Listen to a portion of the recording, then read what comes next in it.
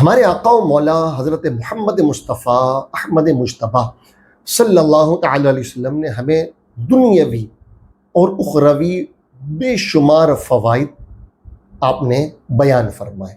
اس کے علاوہ دنیاوی اور اخروی فوائد کے لیے بے شمار وظائف بھی ذکر فرمائے، تنگ دستی دور کرنے والے، رزق میں برکت دینے والے، بیماریوں سے نجات دینے والے، پریشانیوں سے چھٹکارا دینے والے، کئی اس طرح کے وظائف نبی پاک صلی اللہ تعالی وسلم نے بیان فرمائے جو کہ احادیث میں ملتے ہیں۔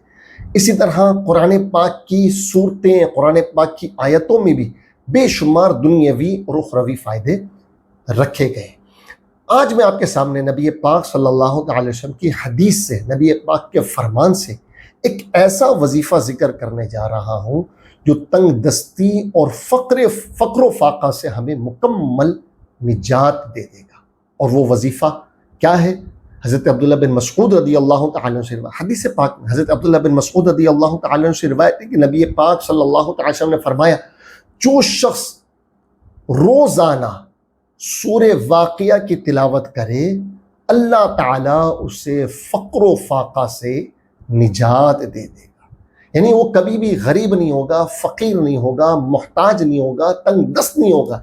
یعنی تنگ دستی سے، کسی کی محتاجی سے اللہ تعالیٰ اسے نجات عطا فرمائے۔ اسی طرح ایک اور حدیث پاک میں نبی پاک صلی اللہ علیہ وسلم نے فرمایا، اپنی عورتوں کو سورہ واقعہ پڑھنے کا حکم دو، کیونکہ یہ سورت سورہ غنا ہے، یعنی غنی کر دینے والی ہے، دوسروں سے بے نیاز کر دینے والی ہے، محتاجی کو دور کر دینے والی ہے، تنگ دستی کا خاتمہ کر دینے والی ہے اور برکت عطا کرنے والی ہے۔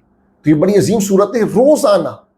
روزانہ کسی بھی وقت، عشاء کے بعد، مغرب کے بعد، فجر کے بعد، جس وقت آپ کو آسانی ہو، ایک مرتبہ سورہ واقعہ ضرور پڑھیں۔ اس کا فائدہ کیا؟